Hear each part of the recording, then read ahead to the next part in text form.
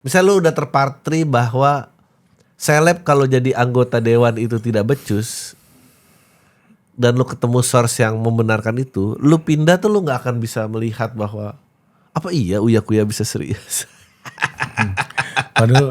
Padahal lu ditanya sebenarnya, apakah kita itu harus membuat keputusan sebanyak-banyaknya yang benar? Oke. Itu pertanyaan gua ke Ferry. Apakah dari 2000 sekian putusan sehari itu, apakah lu harus benar semuanya? Ya. Tapi gua lihat dia, ini ada letupan dia juga sebentar lagi nih. Mudah-mudahan jalan sebentar, tapi Ferry aja lah yang ngumumin, gua udah ngobrol. Ya, itu kayak Pak Jokowi. Ya, bisa. Admin medsos Pak Jokowi.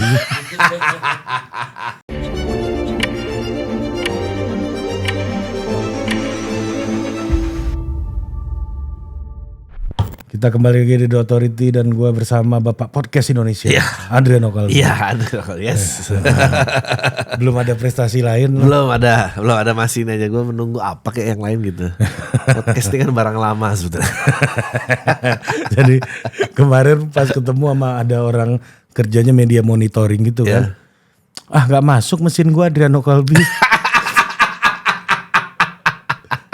Bang, mesin lu gak sampai Spotify kata gua. Kalau Spotify ada dia. Tuanya apa pionir kan. Kalau di monitor sekarang juga belum tentu masuk kan. Tapi pionir. Justru itu jadi alat tes yang bagus. Iya. Kalau kedetek canggih nih mesin gitu. Bisa detek apa yang kecil-kecil. Nah, lu PAM udah jarang ini gue lihat bang. Ya PAM sekarang cuma 2 minggu sekali dan itu udah di Noise, udah nggak ada di Spotify dan cuma eksklusif aja. Karena free to air ini berat lama-lama. Tapi udah beda kan? Ya udah beda lah, lo lebih banyak interviewnya, udah. Sebetulnya banyak yang kecewa bang itu bang. Pasti banyak yang kecewa. Enggak sih, nggak sebanyak itu menurut gua. Yang kecewa tuh yang nggak bikin gua kaya itu. Nggak, tapi kan orang tuh ngerasain kedekatan sama lu itu dulu. Betul. Iya kan? Kan Curhat-curhat ngaconya mereka ini kan semua kan. Iya, tapi kan revenue-nya nggak di situ. Nggak gini, gue pengen ngomong ini. Menurut gue ya, berkarya di Indonesia tuh paling sulit. Paling sulit. Lo mau komersil, dibilang nggak idealis. Tapi ntar idealis, tua jadi anggota DPR marah juga. Gimana maksudnya? Harus apa seniman nih? Ntar idealis sampai tua cuma masuk di website, apa kabar dia sekarang? Miskin, gak ada yang bantu juga, repot. Emang didoain mati doang sebetulnya. Jadi seleb di sini tuh. Menurut lu Eko Patrio udah nggak dia idealis dia? Menurut gua, ya enggak lah dia. Tadi tumbuh kayak, seleb tuh tahu apa ini. Tapi menurut gua ada orang-orang yang memang punya capability gitu, atau dia memanfaatkan dirinya nggak cuma satu bidang, dan menurut gue itu sah-sah aja gitu. Tapi ya kalau pengalaman gue bang ya, orang kalau udah sampai ke level tertentu dalam karirnya, itu pasti lebih banyak keputusan yang benar ketimbang keputusan yang salah gitu. Benar. Atau keputusan-keputusan yang benarnya lebih impactful ketimbang keputusan-keputusan yang salahnya. Ya. Iya kan? Nah, kalau contoh misalnya kayak orang kayak Eko Patrio, gue kebetulan kenal ya sama Mas Eko gitu ya. Itu waktu jadi anggota DPR pun bang, gue waktu itu main ke Antv, dia punya acara Facebookers apa gitu di Antv itu. Itu masih ngurusin rock artis-artisnya gitu bang. Baru-baru ini 2019 2020. Dan gue merasa dedikasinya sama bidangnya dia tuh nggak selesai ketika dia jadi anggota DPR, dan itu masih jalan terus. Dan ketika dia jadi politisi, sekarang sekjen partai loh. Ya. Ada berapa banyak orang yang pengen jabatan itu. Lu kalau mau dukung orang di pilkada, di pilpres yang tanda tangan ketum sama sekjen loh. Dia yang tanda tangan loh itu. Eko Patrio diculik orang tuh bang, nggak bisa dukung presiden itu PAN tuh. Ya, tapi memang gua rasa itu nggak tahu ya, bahasa media aja untuk mendiskreditkan kapabilitas orang gitu karena dia backgroundnya selebriti. Terus maksud lu mau backgroundnya apa yang jadi pejabat ini? Iya, enggak, iya. Kalau selebriti nggak boleh gitu. Betul. Sama kayak lu nonton apa Dirty Vote kan. Iya. Lu emangnya mau Prabowo gaul sama siapa kalau bukan si Jinping sama Nggak boleh, Putin iya. tuh lu gak boleh gaul sama itu terus lu Mau main sama siapa? gaul Betul. sama siapa? Ini backgroundnya apa menurut lu gitu? Iya. Dan padahal kan juga Trump juga kan Ya, talk show host. Kayak kita ya. lah. Ronald Reagan juga kan Ya sama. dan nggak tahu ya. Kayaknya emang apapun yang bisa dikemukakan untuk membuat publik distrust tuh akan dicari terus angle-nya gitu. Semakin kan orang bilang kayak ya kalau ngejilat kan orang nggak mungkin kerjanya bagus bapak. Tapi gue rasa juga nggak ada orang yang bisa bikin karir dari menjilat gitu. Tapi kan susah ya, orang-orang tuh juga percaya gitu. Iya. Mitosnya begitu. Atau mereka percaya oke, artis boleh tapi bukan artis dengan muatan karya yang seperti itu yang mampu mengatur negara gitu misalnya kan. Ngerti gak lo? Kalau emang Muatan cuma karya seperti apa? ya mungkin dari berkaryanya udah keras terhadap negara lebih bener kali gitu. Maksudnya menurut gue Iya. menurut gue netizen harus bikin polling. Kalau dia percaya sama artis-artis yang punya suara keras terhadap negara, dibikin kayak roster fantasy aja. Roster fantasy itu kayak apa? Kan kayak football fantasy gitu iya. ya. Ini roster fantasy pejabat negara yang backgroundnya artis yang karya terhadap keras terhadap negara. Bisa jalan nggak tuh negara? Rusak menurut gua pasti. Lo mau taruhnya sama presiden ini terus. Inilah yang kira-kira di sisi lo. Ya, rusak pasti. Yakin gua. Tapi kan ya ntar gua ngomong gini ini mah Adri ngomong sama Ari. Gua pasti setiap konten gua masih ketemu kayak wah ini penjilat rezim ini. Dipikir kita nih dapat apa deh, nggak ada. Cuma berusaha menyajikan angle yang berbeda aja. Nah itu yang orang lupa. Angle lain. Iya, angle gampang, angle susah kan. Iya, angle gampang, angle Apa susah. istilah lu? Craft ya. Iya craft. Maksudnya ya jangan di first layer lah. Kayak ngatain Giring maunya itu kan menurut gua sangat first layer gitu. Dan itu mendiskreditkan Giringnya juga gitu. Gue nggak tahu ya, tapi dia mampu apa enggak. Tapi maksudnya gue juga sebagai performer gitu, masa ambil angle itu gitu. Iya. Apa namanya? Gue ingat gue belajar main musik dulu Bang ya, Peter Pan gitu ya. Lagu Peter Pan belajar itu apa mungkinkah? Pasti banyak yang di sini nih lagu Mimpi yang Sempurna itu. Itu belajar mereka apa lagu pertama mereka belajar main gitar gitu. Iya kan?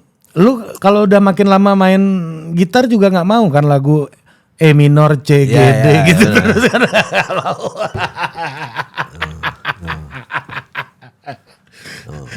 Ngapain lu main gitar kan?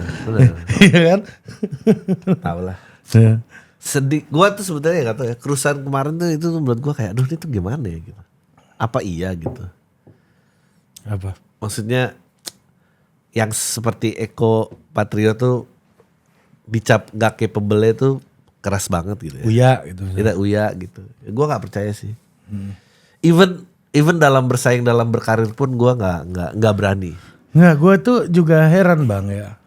Sama orang-orang berpikir bahwa ketika lu tidak di politik, lu berkarya musik kah, berkarya stand up atau berkarya menulis, ya, berkarya dagangan apapun gitu ya, seolah-olah untuk menyenangkan hati orang lain tuh hal yang salah gitu. Dalam konteks ini lu dianggap menjilat. Kalau lu pakai teori marketing kan, ketika lu mau jual sesuatu kan ada fasenya sampai orang mau beli barang lu. Ya kan? Kalau lu belajar neuroscience gitu ya, ada tahap-tahapnya di mana otak-otak kita ini mampu untuk membangun koneksi di antara berbagai macam konsep gitu. Ya kan? Misalnya Nike, Ronaldo, mahal gitu kan misalnya. Aerodinamis, fashionable, itu kan butuh waktu untuk mengkonekkan itu. Ketika lu pertama kali lihat Nike, Lu tahu semua iklan tuh juga menjilat kok gitu. Iya benar. Iya kan, maksud gua iklan mana yang nggak ngejilat lu ngerokok tiba-tiba ganteng juga lu kalau ngerokok gitu kan. Ya apa bedanya gitu loh. Maksud gua ada fasenya priming, terus fase mulai increase knowledge, consumer knowledge dan seterusnya, bahkan pada akhirnya produk yang bagus adalah audiensnya yang kemudian menciptakan makna terhadap produknya. Betul, makna itu mereka yang taruh, bukan kita yang klaim. Bukan kita yang paksain. Betul, kan. Iya kan. Pada akhirnya gue juga yakin di politik juga gitu. Makanya dari awal gue membangun konten Total Politik dan lain-lain itu bukan untuk mengasih tahu keyakinan gue malu. Yang jauh lebih penting apa dari percakapan kita, lu bisa menemukan makna yang lu bisa create sendiri gitu. Itulah yang disebut dengan critical citizen, active citizen gitu. Orang-orang yang kemudian menciptakan makna dari knowledge yang dia dapatkan gitu.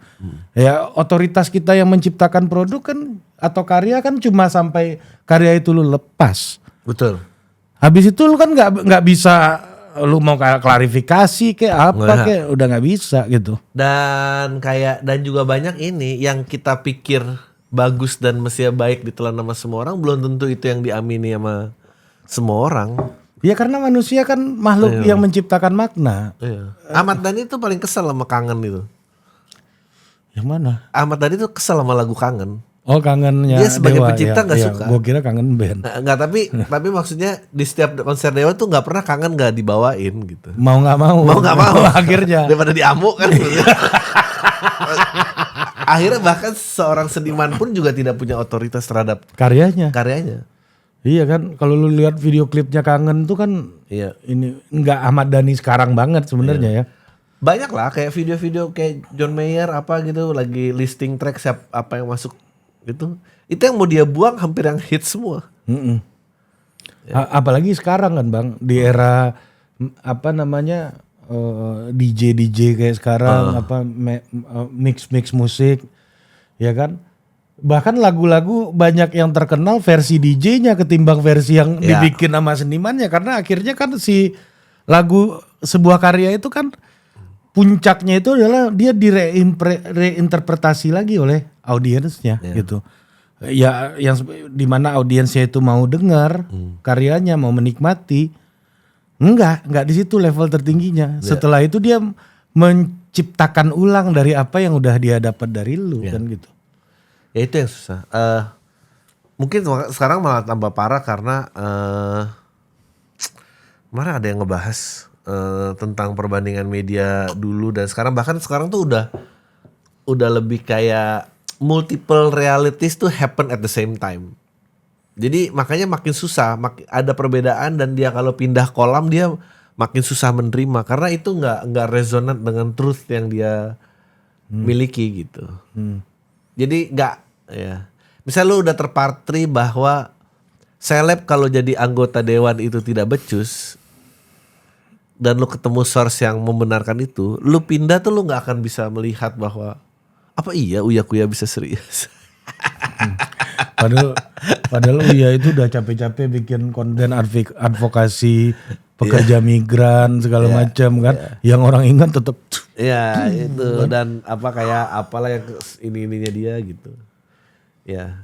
Padahal kan media sekarang algoritma tuh juga mudah sekali di setir tuh dan dibanjiri narasi yang itu gampang ya, lu tahu lah pasti caranya.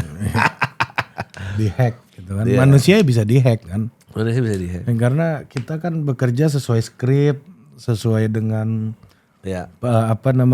episodik gitu ya. Episodik. Ya kan gini ya Bang. Kan kemarin gue bahas bukunya kawan gue di podcast yang lain, di Trivelas. Itu podcast bola gue sama Ferry Irwandi sama Coach Justin kan. Kita bahas bukunya Ferry. Jadi itu menarik loh, bukunya Ferry itu Prinsipil Ekonomi. Ya. Dia sangat talented nulis, gue lihat. Emang enak gitu tulisannya Ferry itu. Nah, menurut gue si Ferry itu memulai penjelasan ekonominya dengan sebuah konsep gitu ya. Sebuah konsep fundamental dari ekonomi itu apa. bagi si Ferry adalah ekonomi itu adalah ilmu soal memilih. Oke. Ya kan, soal memilih, kemudian lu udah pilih berarti itu keputusan lu. Jadi ekonomi adalah ilmu yang menghadirkan pilihan-pilihan. Ya. Nah, di situ si Ferry menjelaskan bahwa kita harus bikin decision making setiap hari itu sekitar 2.500 sampai 3.000 keputusan setiap hari. Ya. Bangun pagi, mau langsung sikat gigi atau Ya. lihat langit-langit dulu, mau apa dulu, mau gitulah. Kira-kira pakai baju yang mana gitu. Itu kan semuanya hal-hal yang tanpa kita sadari itu scripted dalam kehidupan kita gitu. Dan itu di decision making kita jalan terus gitu. Nah, dari penjelasannya Ferry yang gue tangkap adalah gue mempertanyakan ya, memberikan sebuah perspektif kritis lah terhadap bukunya yang dia memilih angle itu. Gue bertanya sebenarnya, apakah kita itu harus membuat keputusan sebanyak-banyaknya yang benar?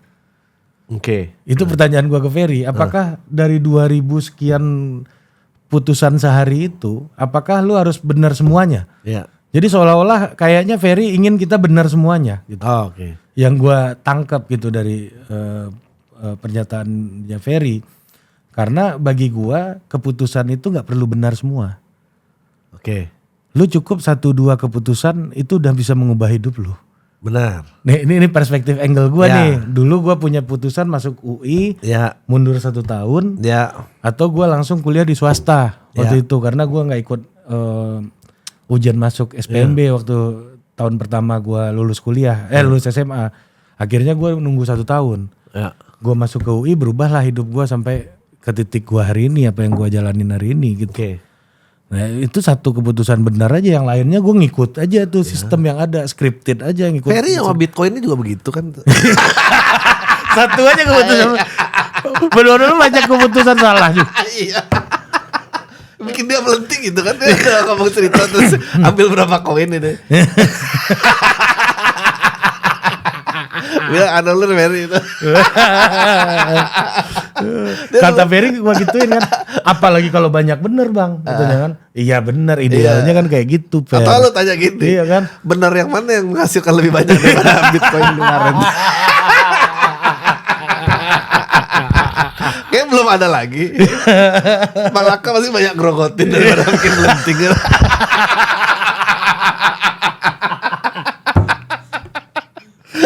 Enggak lah, tapi itu gue tahu tuh tabungan dia untuk menyimpan letupan yang lebih besar lagi, dan gue menanti sebetulnya.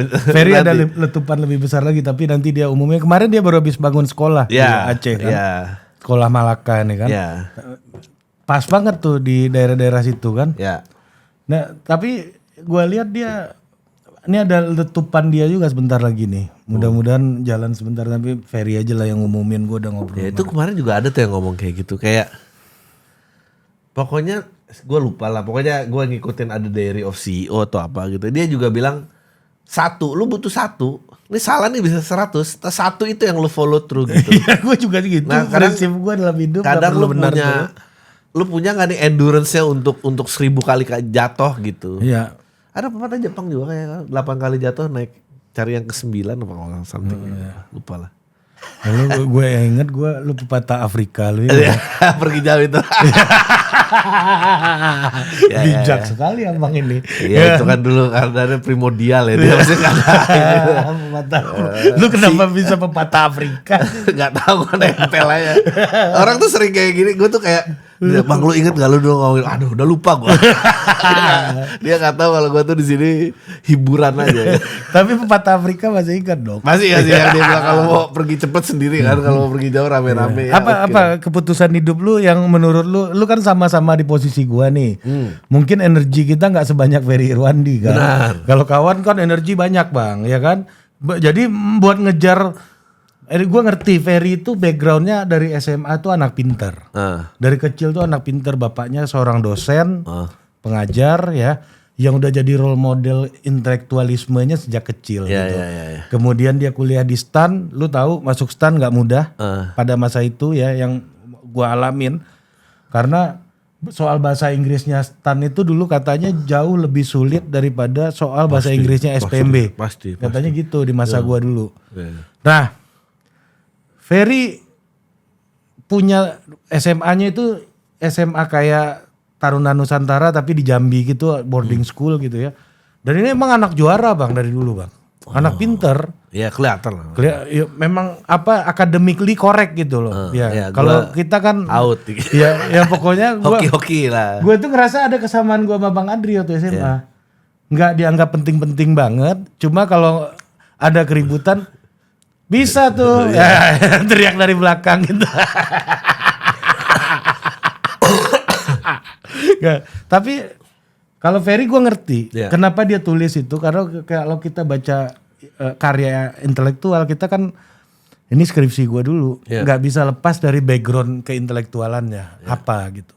Nah Ferry dididik di keluarga, tradisi keluarga yang kayak gitu, gue rasa banyak teladan yang bisa dia dapatkan di lingkungan terdekatnya, dan dia akhirnya dia berpikir bahwa lu punya 2000 keputusan, lu harus benar 1800 sehari itu masih mungkin, 1900 sehari itu masih mungkin. Kemarin gue podcast sama dia, gue tanyain soal sport science kan sama dia. Lu tahu nggak Fer ini? Bener semua jawabannya. Wow. Kata dia gini, itu gue tahu bukan asal tebak Bang katanya. Dari SMA gue obsesi banget sama anatomi katanya. Pantas lah. Pantas lah. Dinabi-nabikan nih pantas. Tapi maksud gue adalah orang yang kayak Ferry itu bisa berpikir 2000 keputusan tuh bisa di-achieve. 2500 itu bisa. Tapi orang kayak kita kan enggak gitu. Nah makanya gue mau tanya sama lu nih. Gue dulu apa? Gue dulu ada gue punya bos. Dia nyuruh gue, ada buku lah. Ini nggak bisa dibilang buku sih. Sebenarnya isinya cuma quote-quote aja lah. Yang dia kreatif director iklan, dia bikin buku namanya Paul Arden. Judulnya It's Not How Good You Are, How Good You Want It to Be. Isinya cuma buku-buku quote doang gitu. Ada satu halaman dia tulis It's not what you know, it's who you know. Dan gua dulu berpikir kayaknya sumbangsih terbesar gua terhadap dunia atau yang mendefinisikan diri gua itu adalah skill. Tapi kalau lu tanya satu decision yang sangat mengubah hidup gua, mungkin berstand up ya. Karena lu punya banyak pilihan kan. Iya, berstand up itu melatih gua untuk mengambil resiko setiap hari, karena gua orangnya mau main aman aja gitu. Gua nggak pengen ini lambat nggak apa-apa, tapi yang penting bener. Obsesi menjadi benar tuh besar gitu. Tapi kan masalahnya nggak pinter-pinter banget ya, jadi lambat nih kita mau benar. Karena udah ditunggu salah juga. Jadi dulu kan knowledge apa, misalnya gue ngerti ilmu komunikasi lala, nggak ini ya udah dari stand up mungkin kebuka, ketemu Angga bikin PH, ketemu temen-temen ini Patrick, Coki Muslim bikin MLI. Sekarang sih sangat merasakan bahwa it's who you know tuh bener banget, jauh percepatannya hidup ini dengan kenal sama orang ya. Gue rasa di Indonesia masih, gue rasa dimanapun sih. Dimanapun sih. Jadi mungkin kalau lu tanya ya stand up itu yang bikin kebuka ini. Not necessarily tentang karir stand upnya ya gitu. Malah bahaya kalau gue masih berpikir kayak karir stand upku adalah yang akan menyelamatkan hidup dan menaikkan derajat ekonomi ini. Aduh. Tapi maksud gue itu keputusan yang setelah itu lu scripted aja kan sebenarnya kan. Iya, abis itu terbiasa kemana, lihat situasi, beradaptasi aja kan. Gue kemarin nonton dokumenter Eddie Murphy, dia menarik banget. Dia bilang, pokoknya lu jadi artis tuh yang penting adalah, gue nggak bisa mendefinisikan diri gue dengan satu bidang lagi. Gue tuh semua di saat yang bersamaan. Jadi ya gue penulis, ya gue sutradara, iya gue ini. Kayak Pak Jokowi. Admin medsos Pak Jokowi. Nanti gue mau cerita pertemuan terakhir gue sama Pak Jokowi itu aja. Terus dia bilang, pokoknya jadi manusia tuh yang terpenting bagaimana caranya lu membuka kesensitivitas lo untuk menangkap apapun yang mungkin bisa terjadi detik itu. Jadi dia bilang hidup ini bukan perahu dayung tapi perahu layar. Ih, ngeri banget. Dia bilang kalau lu perahu dayung, lu akan terobsesi kalau lu gol di sana. Mau arus lagi ngelawan ya lu pokoknya dayung sana. Sampai mati lu. Ya dia nggak ngomong gitu, dia cuma bilang berhenti di situ dan kayak wah gila, bagus banget ya gitu. Tapi kalau perahu layar itu tentang kayak oke, gue mau ke sana tapi angin lagi kemana nih bisa gue tangkap untuk. You have to adapt kan. Iya. Hidup itu perahu layar bukan perahu dayung. Gue kayak wow. Itu ya akhirnya itu juga sekarang lebih terbiasa untuk kayak oh ya ada ini, oke gue belok sini, oh ya ini gue bisa ke sini. Kalau Buya Syafi'i Ma'arif tuh bilang gini, aku terdampar ke tepian karena belas kasihan ombak. Benar. Itu agak mirip tuh quotes itu. Dia kalau ngotot mungkin malah gak nyampe kan. Mungkin lewat. Iya, gue rasa nggak tahu ya. Sebetulnya gue kalau lu tanya, semua yang biasa gue idolai akhirnya mencapai titik itu.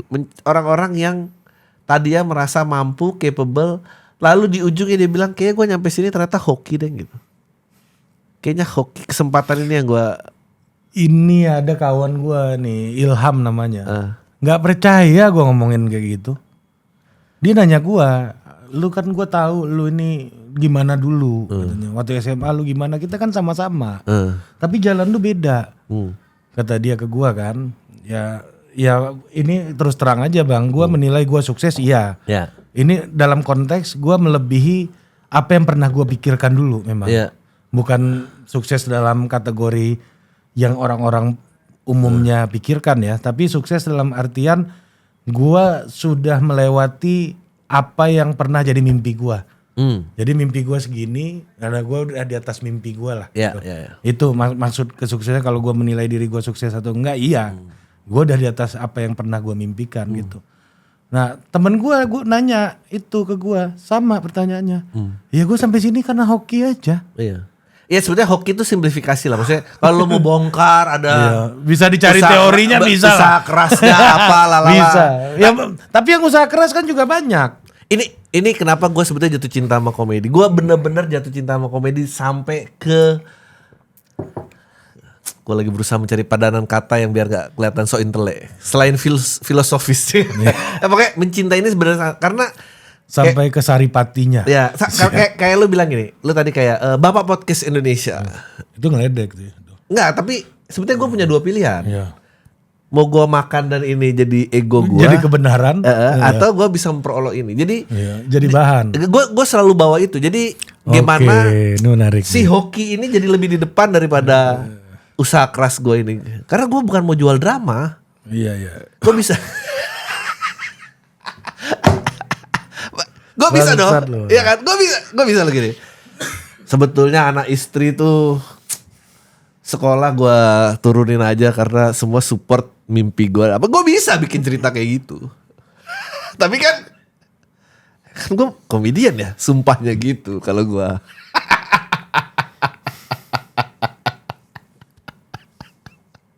Gue gak ikutan. Lah, Anda kenapa? justru nah menurut gue orang-orang yang punya itu, gue itu nonton Metallica live yang Pak Jokowi datang. Sosok dikait-kaitan sama politik. Mukanya gini aja kan. Apa, ya? Tapi mukanya datar aja bang, gue lihat bang. Menurut lu, gue juga belum nanya. Pak Jokowi suka Metallica apa kan? Lagu yang mana pak? Mau gue nanya itu kemarin lu. Yang mewakili masa muda bapak. Nanti gue kalau ketemu lagi gue mau tanya. Dia gue salah satu yang paling gue ingat dari konser itu dia bilang gini kayak apa masih semangat, masih ada energinya, kita nyanyi sampai pagi, enggak lah gue yang nggak kuat, gue mau pulang tidur gitu kan. Terus itu jadi ketawa dan gue kayak wah ini bentuk kesekuran diri yang sangat tinggi ya gitu. Dan gue tertarik sama orang-orang yang seperti itu. Bener-bener kayak ya gue nggak perlu kelihatan metal untuk metal kok. Gue udah tahu kok semua orang ini datang karena Iya. Kemetalan gua mau di sini mau jungkir balik juga udah gak ada urusannya gitu. Iya, udah selesai. Iya, udah selesai. Dia datangnya udah selesai Iya, kan? udah selesai. Jadi lebih seneng gua sama orang itu. Itu kan. Misalnya kayak ini kan, tapi ini ada makna itu. Itu kan Anda aja sama makna. Iya, kan? Itu puncak dari karya. Iya, itu lebih hebat. Karena dia di creating new meaning kan di antara audiensnya gitu. Kan sebenarnya dia bisa pilih kayak misalnya karya dinilai, tapi kan ini sebenarnya ada nilainya. Penilaian yang bagus. Itu kan lagi feeding dirinya dia. Nah, gue udah gak mau tuh orang gitu.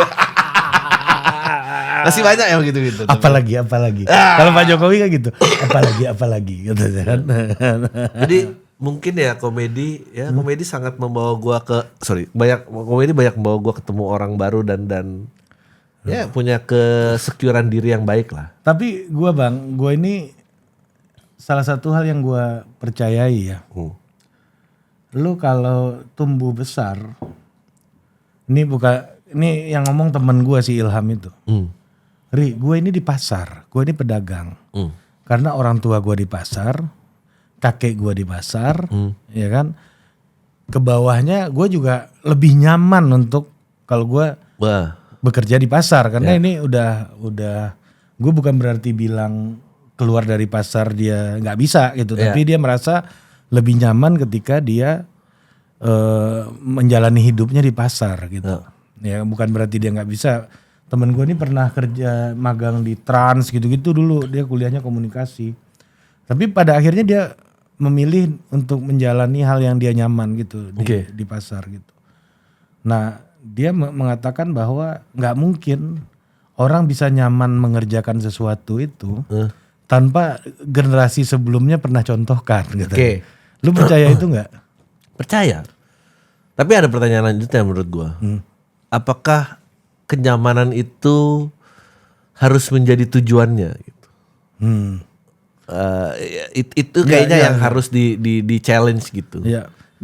Tapi kan orang yang menjalani sesuatu untuk tujuan lain selain ya uang tentunya gitu, ekonomi juga gitu kan. Dan lu harus mengorbankan kenyamanan lu. Iya kan? Untuk dapat uang kan prinsipnya kan kayak gitu. Iya.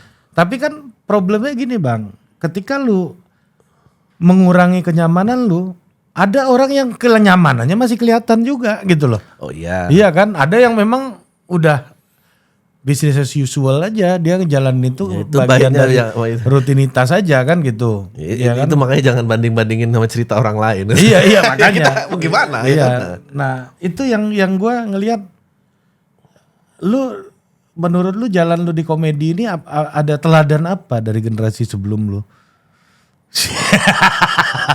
Justru nggak ada. Justru ini udah jauh di luar comfort zone gue. Gue selalu bawa cerita ini. Gue nggak tahu pernah cerita di banyak hal. Ini pertama kali gue cerita. Ini gue cerita di sini aja nih. Jadi dulu gue tinggal di Petukangan Selatan, di belakang kelurahan Petukangan Selatan. Dulu tuh ada kayak apa sih PAUD gitu di komplek itu. TK juga depan komplek. Gue inget SD nih pindah ke sana jauh banget, Pondok Pinang lah, itu harapan ibu itu. Gue inget gue di situ ngomong sama bokap gue. Gue bilang kenapa kita pindah ke Pondok Pinang jauh? Padahal ada SD 05 di belakang komplek.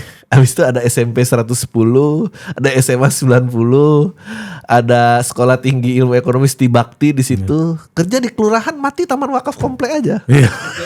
Sumpah gue ngomong gitu. Kelas 2-3 SD dan gue masih ingat sampai sekarang. Justru malah tidak pernah terbayangkan hidup bisa seluas ini. Gue tadinya pengen mengurung hidup gue demi rasa nyaman itu. Akhirnya itu banyak lah kayak kayak salah satu gue percaya sama karir, gue tidak percaya dengan kewirausahaan gitu. Karena gue nggak mau dealing sama banyak hal yang gue nggak familiar. Gue pengennya tahu yang gue bagus aja. Akhirnya itu kebongkar lagi. Jadi tapi kalau ditanya teladannya apa, kayaknya sih nggak ada ya. Lebih banyak bergerak karena tekanan aja daripada. Ya, tapi orang tua lu kayak apa sih Bang? Orang tua gue dua-duanya wira swasta. Iya kan? Berkantor. Ya udah nggak ada. Kan? Ya, pedagang aja gitu. Tapi marketing majalah kan? Iya ibu gue. Iya betul. Kan? Oh itu. Iya tapi iya kan, tapi gue nggak waktu itu nggak mau ngambil jalur dia. Maksudnya gue nggak mau berwira swasta karena ini gue mau jadi karyawan aja ikut sama orang gitu. Justru gue berusaha jauh dari mereka gitu sampai akhirnya ya hidup mentok lah gitu. Maksudnya, lu dijauhkan dari dunia mereka atau lu memang mau jauh? Gue mau jauh. Gue mau jauh. Ya gue udah coba waktu itu kayak misalnya nerusin usaha apa gitu-gitu susah maksudnya. Ya tapi di sisi kemampuan marketing lu segala macam kan lu familiar dengan narasi dengan. Ya mungkin kalau ya, ada itu kalau ada maksud aturan gua. mungkin ada. Iya gitu. kan? Itu orang tuh jarang loh Bang yang terlalu jauh dari generasi ini balik lagi ke si temen lo yang di pasar ini. Iya, keyakinan temen gue itu dan gue pikir-pikir benar juga ya, ada benarnya gitu. Tapi itu benar, tapi maksud gue acuan gue itu bukan rasa nyaman. Kalau lu kelihatan nyaman menjalaninya, bukan rasa nyaman lu. Oh iya. Ya kalau mungkin dia rasa nyaman kali makanya balik pasar. Enggak, dia nyaman menjalaninya, lu bisa berjam-jam dengan dunia itu. Lu kalau tanya gue sebetulnya nggak nyaman. Kalau lu tanya gue ya, sebetulnya ini rasa nyaman lu kan. Iya kalau lu tanya, gue belum pernah hidup se-stres ini. Bang, tapi pegang usaha bener sumpah. Bang, tapi lu gila lu stand up bisa berapa panggung itu kan nggak itu mungkin. nyaman. Iya nggak mungkin energi lu nggak tanpa ada hal yang lu. Nggak kan kita bicara nyaman. Iya. Kalau lu tanya, gue kepengennya apa? Gue pengen kaya dari stand up aja. Ya, kalau mengutamakan rasa nyaman nih. Iya. Tapi kan ini nggak terjadi. Angin bertiup ke arah lain. Balik lagi kan kita nih mau dayung terus di sini. Ada nih yang lagi dayung terus di sini gitu. Enggak maksud gua. Akhirnya gua berusaha. Maksud teman gua tuh gua ngerti dalam kenyamanan ini makna dia bukan kenyamanan yang membuat lu betah gitu di situ, tapi kenyamanan yang membuat energi lu bertambah gitu untuk melakukan itu. Misalnya kayak gue talk show politik kayak gini, lu kayak begini nih ngobrol sama orang kayak gini kalau nggak ada baterai tambahan Bang, nggak mungkin lu bisa 1-2 kali sehari kan gitu loh maksudnya.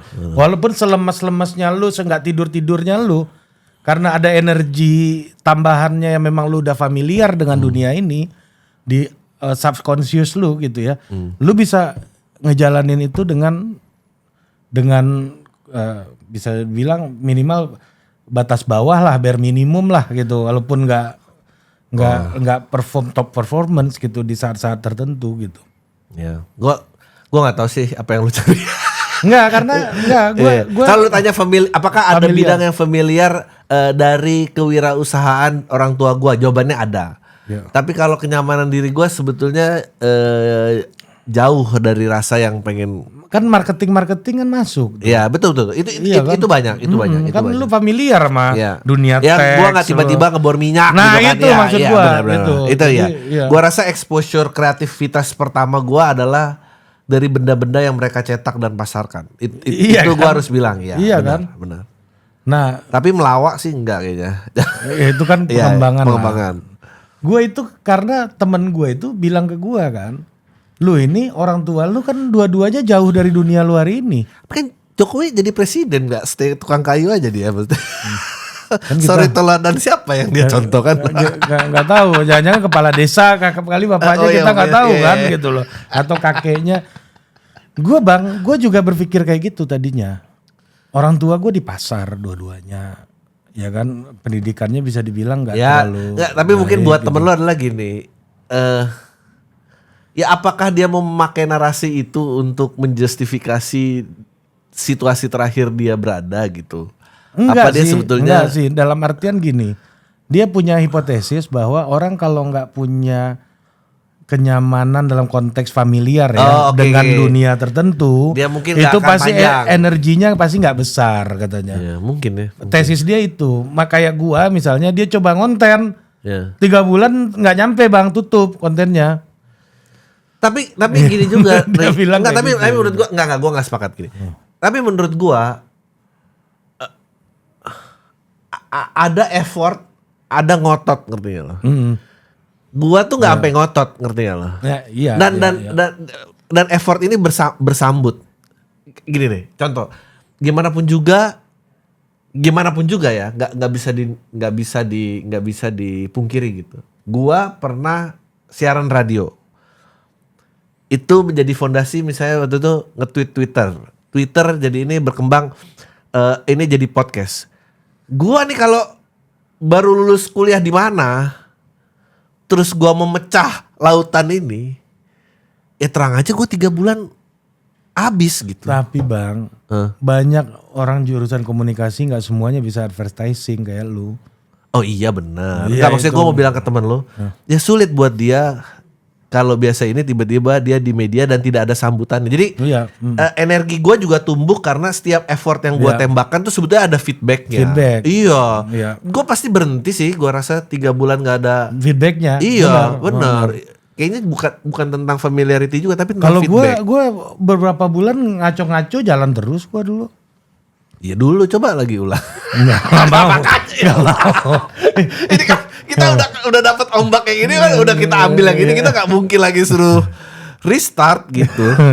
Tapi ini pengalaman yang gue rasain ya. Ya, Jadi gue itu orang tua gue nggak ada dua-duanya di bidang yang sama. oke. Apa yang bikin gue nyaman dengan dunia media, dunia politik gitu. Gue juga bertanya-tanya juga. Orang tua lo apa? Pedagang pasar dua-duanya. Ya gue rasa mungkin ada nature interaksi dengan orang asing nih kan. Ya mungkin, tapi kan Menjual apa yang mereka nggak butuh dia. Terpatri di DNA ini kan lo nggak pernah tahu kan. tapi gue ngerasa ya, akhirnya gue flashback ya, gara-gara ngobrol sama temen gue itu. Flashback gue ingat Bang, ini pertama kali di podcast ini gue ngomongin. Ini ya, gue itu waktu kecil hampir setiap hari itu nemenin kakek gue nonton berita. Oh. Kakek gue tuh dulu PNS, diberhentikan gara-gara PRRI. Ya.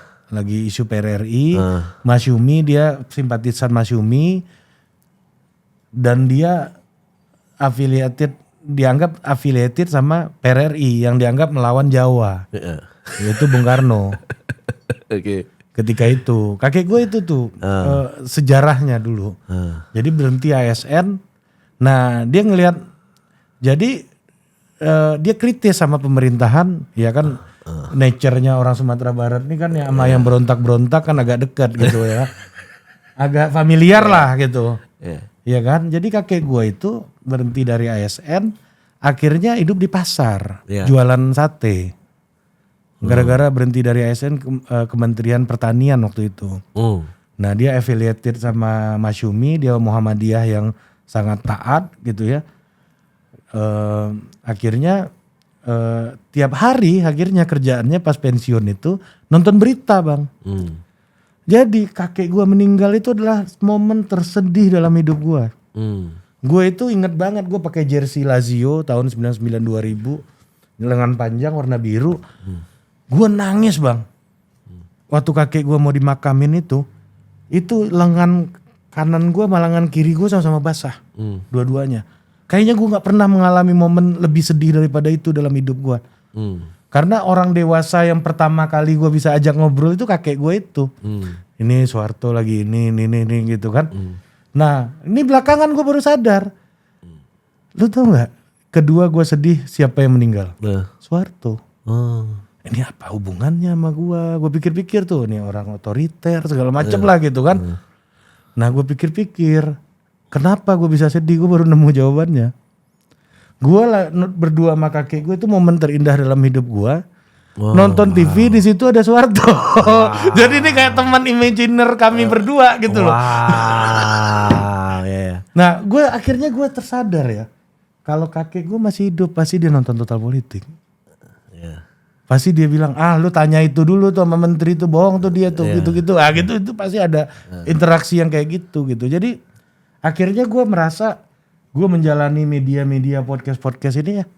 Oh ini ternyata dunianya kakek gue ini. Ini hal yang dia selama ini tonton dan gue mengertinya dari dia. Misalnya, wah tuh PRRI ini pesawat lewat sini nih banyak. Gitu-gitu cerita kecil gue dari kakek gue kayak gitu. Gue paham apa yang mau lo sampaikan. Jadi maksudnya adalah apakah ada sebuah suratan gitu ya, di mana lu berasal gitu, lu ujungnya di mana? Tanggapan gue sih, memang pemaknaan tuh cuma bisa lihat ke belakang. Itu yang sulit. Maksudnya koneksi itu bisa lu cari Setelah kalau ke belakang setelah terjadi. Iya, ini kan udah terjadi lah. Tapi kan kalau lu ngadep ke depan nggak lihat, nggak bisa lihat. Dan saya kalau sekarang lu bisa nih ketemu kakek lo lagi nonton berita. Tapi kalau dari depan misalnya waktu kecil nggak kebayang. Pemaknaan dari tukang sate kan nggak dapet, nggak ketemu nih kesini Iya. kan. Kalau dari sate bisa aja kayak ujungnya jadi tukang sate nih gitu. Iya. Tapi itu gue Iya, ngerasa paham. dunia gue gitu. Gue juga kalau lu ngomong gini ke gue, ya kayak tadi gitu. Ya sebetulnya it's no accident kenapa gue ada di sini hari ini. Itu betul. Tapi ya hari itu waktu itu sih nggak kebayang. Sangat tidak itu terbayang. Unconscious kan, Bang. Iya, sangat tidak terbayang. Ini gue baru belajar ya di kampus. Ini sebagai mahasiswa baru. Ini sebenarnya obrolan kita mau menganulir bukunya Ferry kan. Berarti bahwa 2000 keputusan itu tidak ada kan. Fer, lu harus datang ke sini, Fer. Bahwa sebetulnya unconsciousnya udah diinstal sama orang tua. Gue juga sih sebetulnya. Kemarin ada teman gue gini kayak dia nanya. Pokoknya adalah teman gue baik. Dia nanya kayak, kok lu berani segitu berani ya segitu gue nggak pernah berani lo ngambil keputusan apa yang lo ambil lagi nih ini segala macam. Padahal dulu gue dalam hal menulis mengidolakan dia lah. Siapa dari TDK? Enggak, bukan, ada teman gue SMA. Idola penulis ya paling guru nulis. Tapi kayak lo bilang orang liatnya berani, gue nggak gitu banyak mikir gue sebetulnya. Nggak gitu kayak ya udah ini aja gitu. Emang misalnya orang gila mana bikin talent management stand up dan bisa ada ujung ini kemana ya, pada saat itu nggak kepikiran. Itu ngerasanya suatu yang bergulir aja gitu. Ya perahu layar tadi gitu. Gue nggak ngerasa harus ada ujungnya kemana kan. Iya.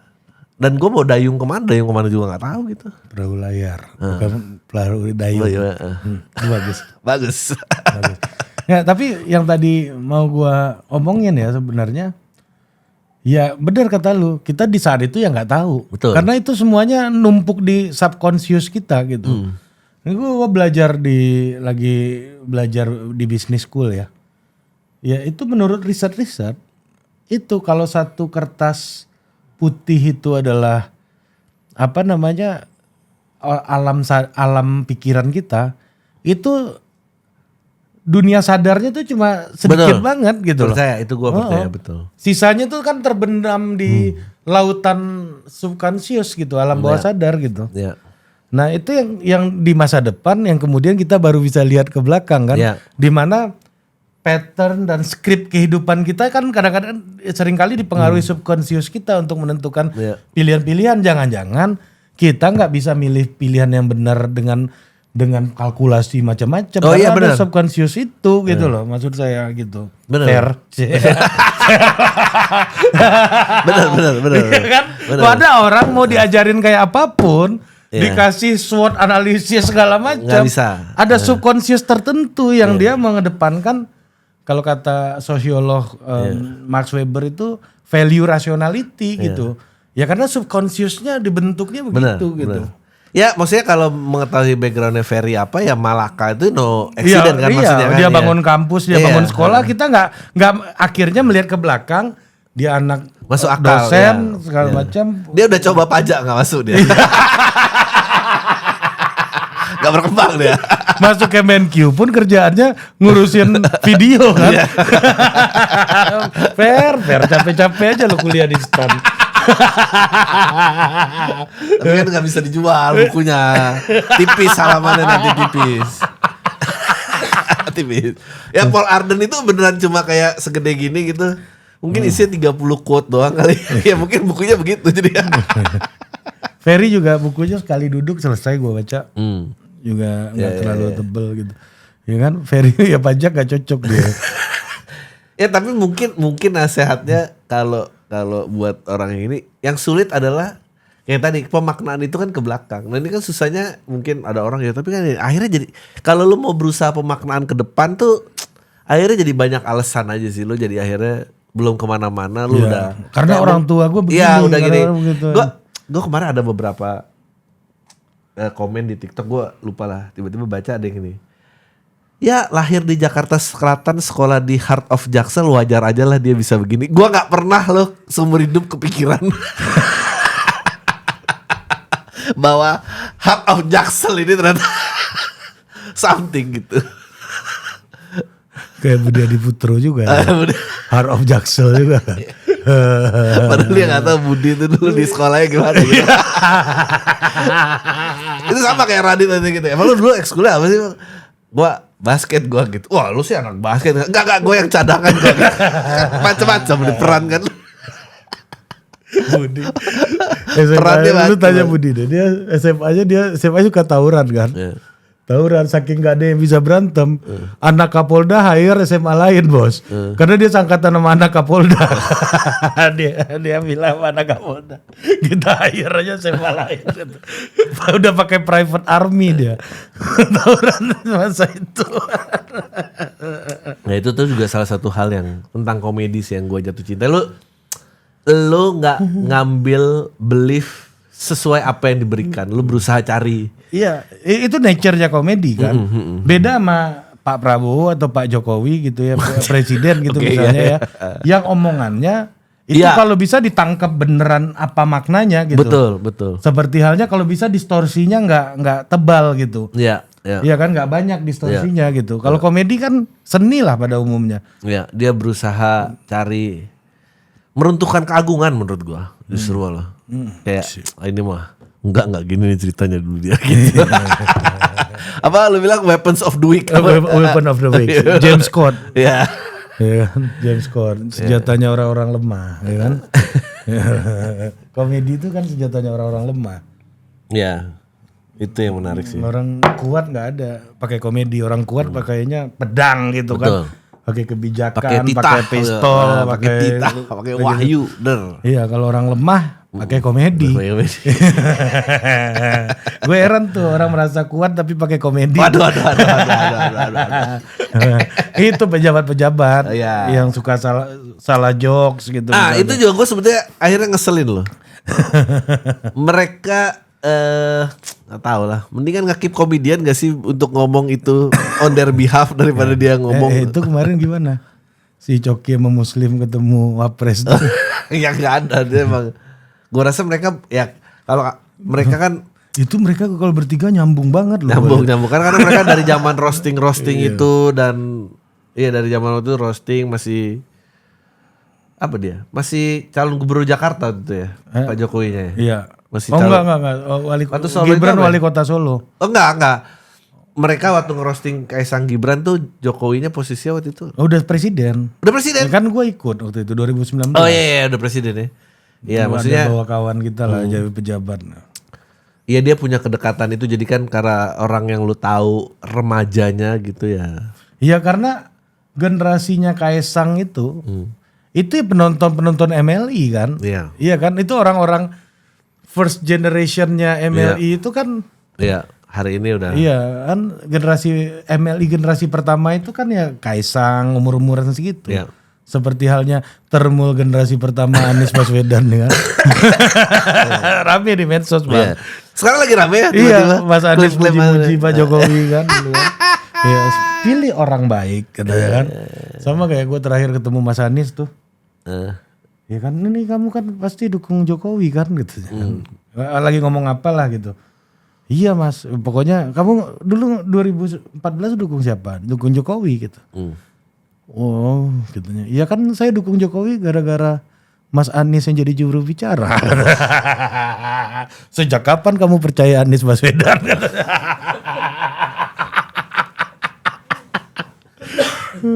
Iya. Tapi kalau lu, gue penasaran lu bagaimana memisahkan personal terhadap yang lu dukung? Atau kayak gini deh, kapan lu mulai mengerti oh inilah permainannya? Gue nggak perlu ada attachment personal terhadap sosok atau figur yang gue dukung.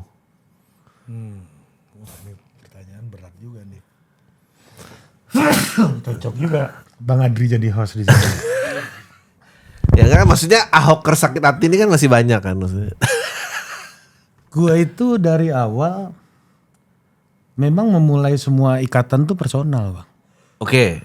Gue nggak pernah melihat orang itu sebenarnya by ideologis yang gue bantu gitu ya, ideologinya apa segala macam tuh nggak pernah. Karena gue yakin ideologinya pasti beda. Oke. Ya kan, kalau mencari yang sama kan makin kecil market. Ya. Ya kan. Nah pasti ide segala macam tuh buat gue sih itu bisa tumbuh. Karena ini kultur politik di Indonesia. Semuanya itu personal relation. Gue nggak mengatakan itu benar ya. Wah Anda ini penjilat pantesan gitu kan. Tuduhan-tuduhannya bisa gitu. Tapi semuanya itu personal buat gue. Tapi lo ada sakit hati nggak misalnya yang lu support ini atau dia terus dia mengkhianati janji atau apa? Maksudnya di level itu? Oh kepada orangnya? Kepada orangnya. Enggak sih, gue ngasih tahu aja baik-baik. Kalau nggak dengerin kan konsekuensi dia yang tanggung. Iya kan, ini suara orang kayak gini nih Pak, gitu kan. Abang nggak denger nih. Ya udah, konsekuensi kan abang yang tanggung. Kalau abang lagi susah nanti saya bantu, kan gitu aja. Ujung pertanyaan gue adalah, akankah kita menjadi masyarakat yang dengan demokrasi terbuka tapi menyikapi perbedaan dengan dewasa gitu? Enggak, karena gini Bang, bisnis model dari liberal demokrasi itu ya fanatis. Oh, menarik. Jadi memang itu ya gorengannya. Iya, nah ketika lu berada di... Dia tidak mungkin demokratis tuh persamaan ideologi atau goal tuh tidak mungkin. Nggak mungkin, fanatis. Emang lu tahu ideologinya Anies Baswedan apa?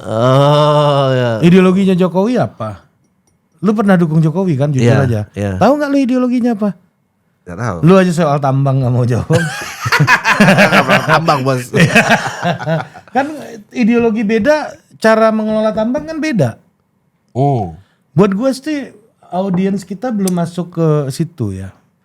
Karena gini, makin knowledgeable audience itu dia makin cepat untuk melakukan konektivitas konsep di kepalanya.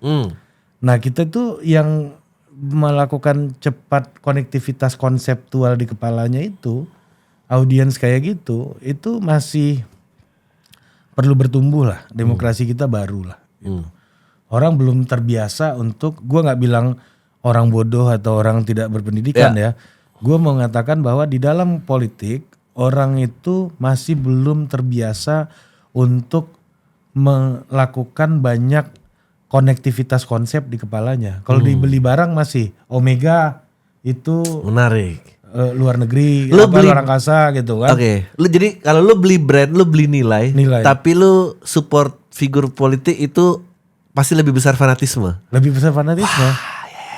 Karena lu nggak. Jadi kayak termul anak abah nih adalah fanatis aja menurut gua, dan adalah suatu hari terminologi yang akan terus diulang dan di ini lagi. Nanti pas misalnya Mas Anies gabung sama Gibran misalnya, misal ya di masa depan, ya ada pasti hukumnya ada yang kebuang juga, yang nggak terima fanatismenya ini bareng. Ini contohnya gua kemarin Mas Abrang ke kantor gua kan, itu anak-anak maiyahan yang lama-lama yang memang udah ikut audiens dia jadi dari lama, itu bisa terima dia masuk pemerintahan. Cuma ada juga yang yang pergi. Biasanya gitu. dekat lebih gampang. Iya, karena basisnya fanatis kan. Menarik. Iya, lu siapa? Even menurut gua Soekarnois. Iya benar. Lu yakin berapa persen sih dari mereka yang ngerti soal pikiran Bung Karno? Sebutkan 5 poin Soekarnois mati semua langsung. Iya. Menurut lu apa? Gak tahu gua. Apalagi gua kan gua Iya kan yang paling fundamental dari Bung Karno itu kan Nasakom. Iya. Jadi bagaimana Bung Karno itu kalau lu seorang Soekarnois ya kan, lu bisa menerima pemikiran nasionalisme seperti halnya Pak Prabowo hari ini gitu misalnya, ya pemikiran kiri gitu ya, komunis. Kalau sekarang kan udah nggak boleh komunis, tapi ini soal pikiran-pikiran soal keadilan sosial dan lain-lain yang kemudian diterjemahkan sebagai marhain gitu kan, sama religius udah masuk ke sini semuanya nih kan, ya kan. Nah itu gagasan-gagasan Bung Karno. Nah yang di era hari ini gitu kan propaganda itu kan nggak offline lagi. Kalau dulu offline, lu tatap muka, gua malu tetap muka. Lu nggak kafah nih marxisme lu gitu kan, bisa kayak gitu kan. lu komprador gitu. Kalau sekarang kan di online yang mana kebutuhan memproduksi narasi kan harus cepat, tapi kebutuhan memproduksi narasi itu tidak diimbangi dengan kemampuan memproduksi ide. Ini dua hal yang berbeda nih. Gue tuh dulu, gue lupa, kayak special show gue pertama gue mengidekan bahwa coblos itu tanpa muka. Nama aja. Kayak DPR. Bukan nama bahkan. Nilai aja, nggak ada nama, nggak ada muka. 3 nilai yang diperjuangkan.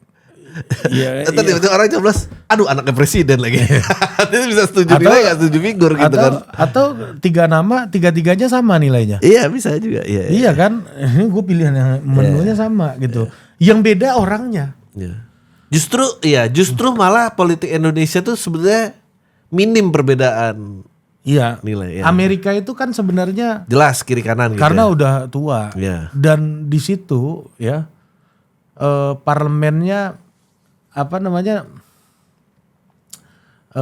negaranya ada dulu gitu. Iya kan, baru dia kemudian jadi kalau di Amerika itu partainya ada dulu setelah negara. Partai baru ada setelah bernegara. Oh kita partai dulu. Partai dulu baru ada negara. Lu waktu zaman sebelum merdeka partai udah basisnya ada, apa? Betul. Iya kan, lu Islam gitu Cokro Aminoto. Iya kan? Iya kan? Terus kalau mau agak komunis Musso, Semaun gitu kan tokoh-tokohnya. Terus nasionalis Bung Karno. Jadi di Indonesia itu yang dulu gue sempat singgung soal Asian value sebenarnya. Bahwa organisasi-organisasi kita itu secara historis itu adalah perpanjangan ekstensifikasi, perluasan dari nilai-nilai individu dan nilai-nilai keluarga sebenarnya. Itu ekstensifikasi karena ada keluarga Aminoto yang Islami, kemudian dia bikinlah Serikat Islam gitu misalnya. Itu ekstensif. Islamnya yang seperti apa? Yang seperti diyakini oleh Hos Cokro Aminoto. Adalah keluarga Joyo Hadikusumo gitu ya. Karena Pak Sumitronya itu besar di Belanda, besar di Eropa ketika Eropa ini lagi wabah sosialisme dan perperangan melawan rezim otoritarianisme militeristik ketika itu, ya kan? Akhirnya Pak Sumitro itu sangat ngefans sama seorang penerbang yang sekaligus penyair namanya Angre Marlo. Nah, saking ngefansnya dia mengikuti hidupnya Angre Marlo ini, yaitu seorang intelektual, cendekiawan tapi pejuang. Nah, Pak Sumitro itu pernah mendaftar untuk jadi pasukan perlawanan kepada Jenderal Franco di Spanyol. Ya waktu itu.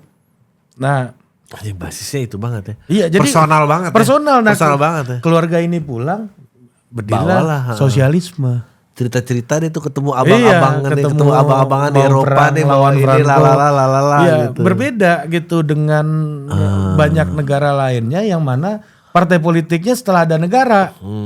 Nah ini negara udah jadi nih ya kan. Oke, gue setuju ini. Ya, konsep lu apa untuk bangun negara ini gitu. Konsep lu apa gitu kan. Ya oke. Ada yang ini. Itu yang membedakan kita dengan banyak negara Eropa. Dan Amerika yang partainya baru ada setelah negara. Nah sekarang problemnya adalah ketika partai politik dan juga organisasi-organisasi lainnya yang merupakan perpanjangan ada perluasan dari nilai individual dan kelompok gitu ya, dan keluarga gitu, ya mereka akan menghasilkan pemimpin-pemimpin yang sesuai dengan taste dari keluarga mereka masing-masing. Yang menghasilkan pemimpin partai politik. Emang kalau nggak ada balik lagi nih gede di pasar mikir di pasar nih gitu. Iya makanya itu yang gua yang ingin gua sampaikan sebagai gua percaya adanya Asian value itu karena ini berkaitan dengan historisitas kita, dengan sejarah kita yang mana semuanya itu perpanjangan nilai individu kok sama perpanjangan nilai keluarga gitu. Ya Gerindra perpanjangan Prabowo gitu kan. Joyo Hadikusumo. Iya Joyo Hadikusumo. Iya kan. Ya makanya kalau lu lihat Pak Prabowo di Paradoks Indonesia ngomong state capitalism misalnya. Kapitalisme negara, semua yang berkaitan dengan hajat hidup orang banyak tuh harus dikendalikan lebih kuat, lebih penuh oleh negara. Itu bukan ide yang muncul 1-2 hari. Itu warisan keluarga, heritage of Joyo Hadikusumo family gitu. Itu tepat itu. Iya kan? Kata-kata heritage. Heritage. Jadi misalnya kalau lu lihat Anies Baswedan gitu ya, cendekiawan, intelektual, itu adalah heritage of Baswedan family. Karena kakeknya itu jurnalis dan intelektual publik, ya kan, pendiri Partai Arab, ya kan, ketika itu, yang kemudian banyak bergelut di bidang pendidikan. Kalau lu lihat Mas Anies educated, itu adalah gambar ideal dari keluarga Baswedan gitu. Ibunya profesor kan. Nah, ini yang kita sendiri seringkali gua ngerasa ini berbenturan sama kultur kelas menengah, Bang. Iya. Karena kelas menengah kan pengen anaknya follow your passion. Iya. Iya. Follow your goal. You achieve your own target, your own dream gitu. Itu kan kelas menengah. Iya betul. Tapi kalau lu lihat kultur kelas elit di Inggris, aristokrat Inggris, enggak. Iya. Anak lu dari kecil main tenis, musik. Iya. Iya. Lu polo sama Iya. rugby. Iya. Ya kan, makanya Have to maintain the heritage. iya, lu harus conserve. Iya kan, makanya lu lihat Wimbledon sampai hari ini itu lapangannya masih rumput. Iya. Kalau Wimbledon kan salah satu Grand Slam paling tua. Lapangannya masih rumput dan yang main harus putih-putih. Iya. Yang nonton harus pakai baju putih-putih. Iya. Heritage. Iya. Lu mau nyalahin itu? Iya. Ya nggak bisa, itu cara orang pada akhirnya sebuah karya itu muncul ke dunia ini dia diinterpretasi kan. Iya. Wah, kurang revolusi industri apa Inggris waktu itu? Iya. Ya kan toh heritage-nya masih Iya. dijaga buat mereka gitu kan. Itu yang gua lihat gitu. Makanya ketika lu bicara ya fanatisme. Gue tuh banyak temenan sama temen-temen gue yang bapaknya birokrat, bapaknya tokoh parpol. Itu orang-orang yang baik sama dia itu. Itu cerita gini, dulu bapak kamu bantu om kayak begini. Iya, iya benar. Sesusah-susahnya hidup ada satu orang, anak itu tuh salah satu orang terkenal di negara ini, lu kenal orangnya. Itu zaman dulu kalau nggak ngaji sama bapaknya anak ini, mungkin nggak sampai ke jalannya hari ini, ya kan? Jadi si bapak gurunya ngaji ini udah meninggal, anaknya ini kerja sama tokoh ini. Kamu dulu kalau nggak karena bapak kamu, saya mungkin nggak kemana-mana gitu. Iya, tapi ternyata kebaikan tuh kan diwariskan. Nah begitulah cara sejarah mengontrol, mengontrol kebiadaban orang. Karena apa? Kebaikan diwariskan, begitupun keburukan. Lu kalau nggak bener hidup lu, keburukan lu juga lu warisin. Nih bapak lu kurang ajar, gue bisa jadi miskin, mampus aja lu. Ya kan, begitupun keburukan. Jadi hati-hati dengan tindakan lu, karena itu bisa diwariskan, yang nanggungnya bukan lu. Nah gue percaya hal-hal kayak gitu sih Bang. Menarik.